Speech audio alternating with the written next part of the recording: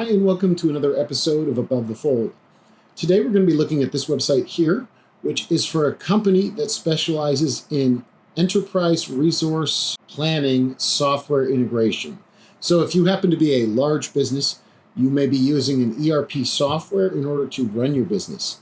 Now, every business is different, and this software is something that requires a lot of configuration. So the integration is a very complex process, and third-party experts come in and help businesses set all of this up. So that's what this company does. And we are going to be looking at the landing page, the homepage of their website. So right away, I would look at this top bar and this navigation. They do use a mega menu, but there's too many items in the top level navigation. This does need to be streamlined. If you were to actually move the screen width in a little bit, this breaks almost immediately as soon as you get to the screen width. Their width here, their content width is about 1150 pixels, which is a little dated as well. Typically, sites are going wider than that these days. And also, this black here really isn't something you find elsewhere other than the footer.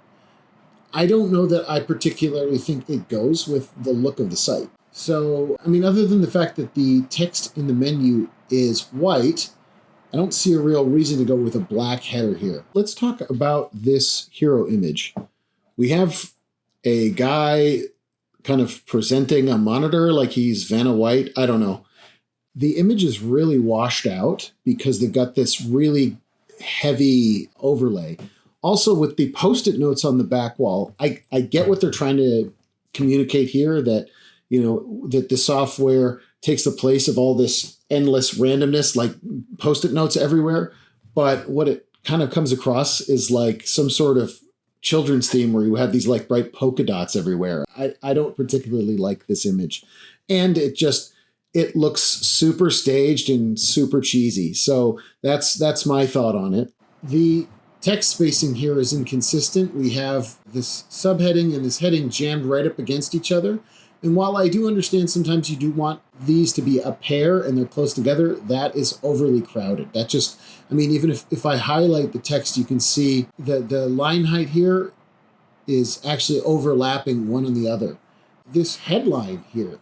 So NetSuite and Acumatica are the ERP softwares that they integrate.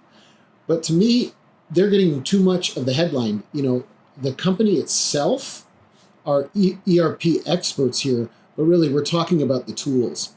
Rather than what we provide, we're talking about these tools that we use to provide it, right? Like if we're a roofing company, we're not going to just talk about, the tools we use or even, the shingles that we use. We're going to be talking about, what we want to provide. And that is like a roof that's going to last, that's going to keep you dry, and so on and so forth. So I think that we're really missing the point here with the headline. The lead here is way too long.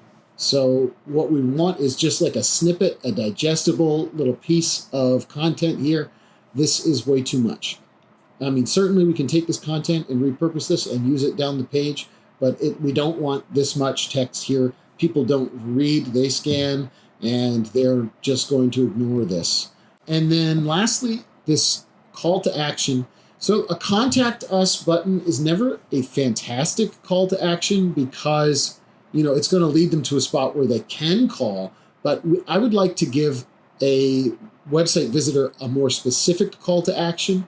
In this case, they do actually have this free assessment here, which you can kind of determine which is right for your business, the NetSuite or the Acumatica. And I think that that's actually a really good call to action. So that is the original, and now let's move on to the redesign.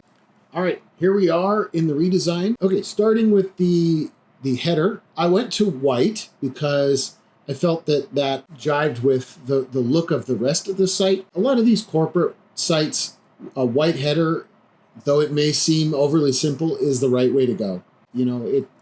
It's common because it works. As such, I did need to change their logo. I am sure they have a version of their logo that does not have white text. They did use this blue color extensively on their website, so I used that for the text. though I'm not 100% sure what their brand guidelines would say. But we have this blue and orange logo. I think that it looks good, and as I said, it matches what was currently on their site as far as brand colors. We've got a streamlined navigation here. As I believe I've said in all these other videos, we want to keep the number of top-level navigation items down to a reasonable number.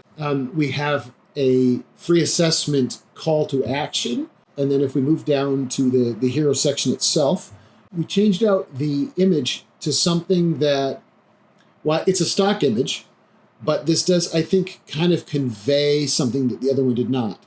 We have, these graphs and everything, and all of this code sort of overlaid like a heads-up display, and it sort of explains the complexity of, setting up these softwares. And the image is not overly washed out. We can actually still see the image, although we did use a colored overlay so that we can get the brand colors in here and to kind of give it a stylized look. So we have a new headline, Enterprise Resource Planning Done Right. Now, that may or may not be a little bit cliched, but the idea is that we want to tell people what we do and not just talk about the tools we use. And then I created a shortened lead here that kind of goes more concisely into the value proposition. Then I have the call to action again. So we have the free assessment, and we have the contact us, but the contact us is a secondary call to action, so it's less prominent. The yellow is going to draw the eye a lot faster than the white is. Underneath that, I did put the partner logos of the ERP softwares that they use for integrations.